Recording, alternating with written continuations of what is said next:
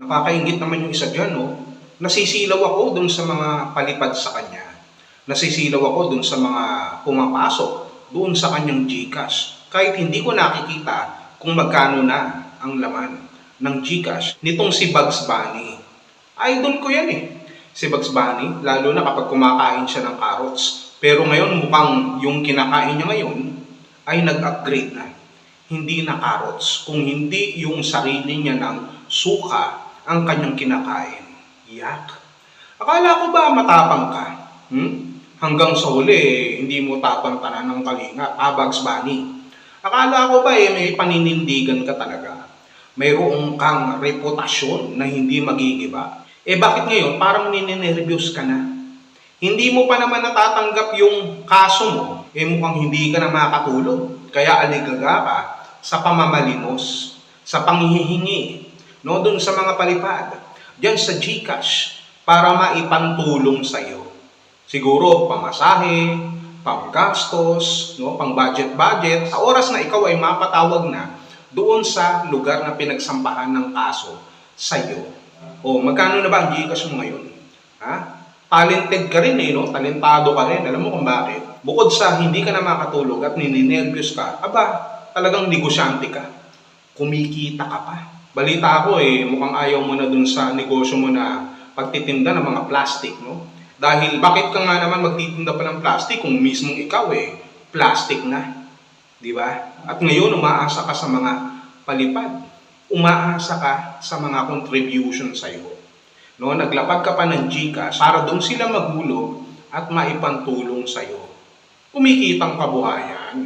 Ang galing-galing Pero wait, mukhang nagkakalimutan tayo Bugs Bunny. Nagkakalimutan tayo. Di ba panay ang paratang mo sa kalingap na yung mga babae niyan? Hindi naman lahat sa kanila, puro sa mga sponsor. No? Puro asa sa sponsor.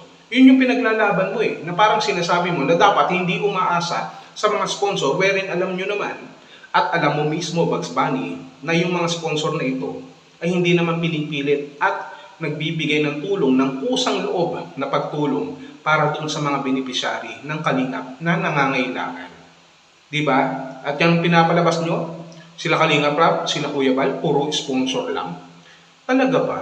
So parang lumalabas talaga na ayaw mo na madinig ang sponsor. Pero ang alam ko nga noon, kahit sinasabi pa ni Ninang Marilyn Pablo na notorious ka raw sa mga sponsor. No? Doon pa lang sa Rochelle yata, notorious ka na. At sa iba pa, daig mo pa si Notorious Conor McGregor. Gusto mo ng real talk? Dapat hindi sponsor. Dapat sa sariling pera ng kalinga. Yung ginagawa o pinagpapatayo ng pabahay. Ganun ang pinapalabas mo Pero bakit ngayon, ultimo pang budget mo, paghahanda para sa kaso mo, kung yan ay pamasahe man, pang-budget, pang-merienda, pagpunta ng mga lugar sa oras na ikaw mapatawag, at maging siguro sa pampiyansa, bakit inaasa mo ngayon sa mga sponsor? Bakit inaasa mo ngayon sa mga palipad? Sa mga magbibigay sa iyo sa GCash? Hindi ba sponsorship din ang tawag dyan? Bakit dyan tinatanggap mo? Akala ko ba ayaw mo ng mga ganyan? Bakit ngayon tumatanggap ka sa sponsor? Akala ko ba kaya mong sariling panindigan? Matapang ka, di ba? Dahil pag pinag-uusapan yung sinasabi mong prinsipyo, hindi dapat yan natitibag kahit na anong mangyari. Gagawa ka ng paraan sa sarili mong kaparaanan para maitayo yung pinaglalaban mo na prinsipyo na sinasabi mong katotohanan na kahit anong mangyari, hindi ka dapat umaasa sa iba. Kasi nga, laban mo yan. Hindi naman nila laban yan. Laban mo yan dahil sa mga tarantaduhan na pinaggagawa mo. Pagkatapos ngayon, lumalabas na iaasa mo din pala sa mga sponsorship, sa contribution para sa kaso mo. Diba? Asa ka lang din naman pala sa mga sponsor Panayang po na mo sa kalingap about sponsorship. Iyon pala, sa kaso mo, aasa ka rin pala sa mga sponsor. At malinaw pa sa malinaw na talagang kinain mo yung sarili mong suka. Ang tawag dyan, kaipokritohan, kaplastikan. Yung sinabi mo, ang bilis-bilis mong kinain. Dapat pinanindigan mo, no? Tinuro mo sa Kalingap na, ito Kalingap, hindi ako aasa sa mga sponsor. Kung ano man ang kaso na sinampan nyo sa akin, haharapin ko at ako ang lalaban mag-isa. Ako ang gagawa ng paraan para sa mga gastos at kung ano-ano pa. Piyansa man yan, maging sa abogado man yan. Dapat ganun. Hindi. Ang linaw-linaw, nagkukumahog ka na dyan. Sa paglalive, sa panghihingi, sa panlilimos, sa GCash para sa mga pangangailangan mo, sa kaso na haharapin mo. Imagine, naghahanda ka na, kumikita ka pa. Ang galing ng mindset talaga nitong si Bugs Bunny. Yung mga nagpapaniwala dito, kitang-kita na.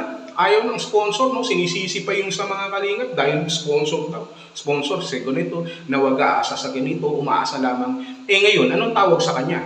Hindi ba umaasa din siya? Ang pinagkaiba nga lang, no? Ang pinagkaiba, yung Kalingap nagkakaroon ng sponsor, yung mga sponsor tumutulong para sa adhikain na makatulong.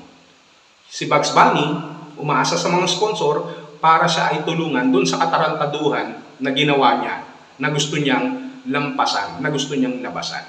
Yun ang pinagkaiba. So Bugs Bunny, totoo ba o hindi? Psst, papasa naman yung GCash dyan. Pa-GCash ka naman. Yan ang lagi ang sinasabi ko Magmamagaling ka hindi mo naman pala kaya. Magtuturo ka, samantalang yung gusto mong ituro, hindi mo magawa sa sarili mo. Ang tawag dyan, kabobohan. Sa lahat ng bobo, ikaw ang valedictorian. Yan ang tandaan mo. GCash pa more. Pahari-hari ka pa nalalaman, pa prinsipe-prinsipe. Wala ka namang prinsipyo. Kinain mo na nga, kasama ng suka mo, na matapos mong iluwa, ikaw din pala ang kakain. Gutom na gutom. At yung mga uto-uto naman, na nagbibigay sa'yo, kawawa naman yung kanilang mga pamilya. Ibinigay na nila yung pera nila sa'yo para pantulong sa katarantaduhan na ginawa mo, and at the same time, kumikita ka pa. Ulitin ko, ang galing. Ang galing ng mindset. Ang galing ng mindset mo. Valedictorian ng mga bobo. Galingan mo kasi. Pambihira. Booking ka kagad. Hindi pa tumatagal Kinain mo na yung suka mo. Manang-mana kayo. Pare-parehas talaga kayo ng mga kasama mo. Diyan sa Antay Kalingap. Puro mga plastic at mga ipokrito.